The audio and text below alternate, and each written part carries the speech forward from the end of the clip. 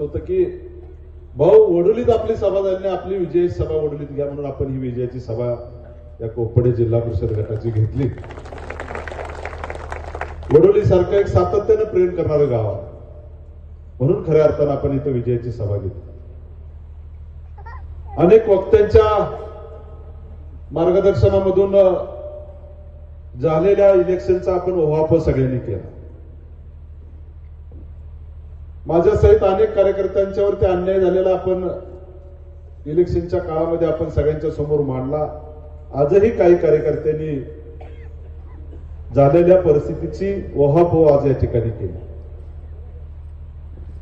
परंतु मित्र, आपला विजय हा फक्त आपल्या जिल्हा परिषद गटापुरता मर्यादित न राहता, कारण उत्तर विधानसभा मतदारसंघापुरता न राहता, सातारा जिल्ह्यापुरता मर्यादित न राहता या विजयाची चर्चा अखंड महाराष्ट्रभर झाली.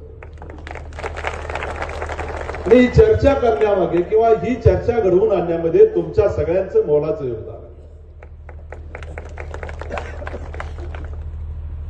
9 तारखेला निकाल लागला.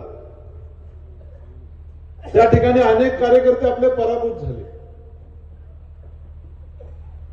परंतु राजकारणामध्ये विजय कोणी मिळवला, पराजय कोणी मिळवला, त्याच्यापेक्षा लढला कोण ह्याला अनन्यसाधारण महत्व असतं. मी काय करणार आहे, मी कसली मदत करणार आहे याचा अजिबात न विचार करता या ठिकाणी मी अपक्ष म्हणून मी पुढे चाललोय.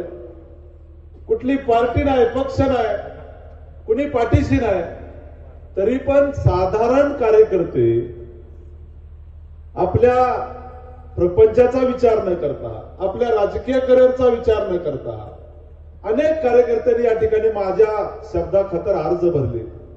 3ऱ्या नंबरला ज्यांनी आपल्यावरती टीका टिप्पणी केली ते 3ऱ्या नंबरला गेले. का हो? तुम्ही 2 वेळा विधानसभा लढला, 40 क्रॉस नाही केली. किती केली नाही? 40, 42. ज्या वेळेला कराड तालुक्यातल्या जनतेनं ठरवलं, रामकृष्ण वेताळ सारखे अनेक माझे सहकारी सवंगडी तुमच्या बरोबर आले, त्यावेळेला तुम्हाला 40,000 निवडून दिला मी. आणि तुम्ही गेल्या 1.5 वर्षामध्ये थैथाट घालून इथल्या कार्यकर्त्यांना चिरडण्याची भूमिका तुम्ही अवलंबली.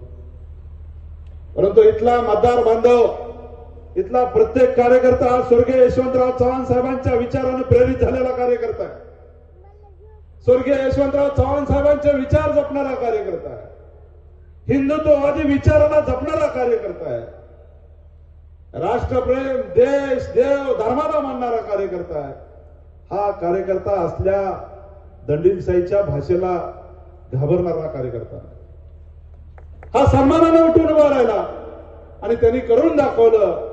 कोपडे जिल्हा परिषद गटामध्ये इथल्या सामान्य कार्यकर्त्याचंच राज्य चालू शकतं. लक्षात घ्या, इथला सामान्य कार्यकर्ताच ठरवू शकतो इथला जिल्हा परिषदचा सदस्य कोण आणि इथला निवडून येणारा उमेदवार कोण.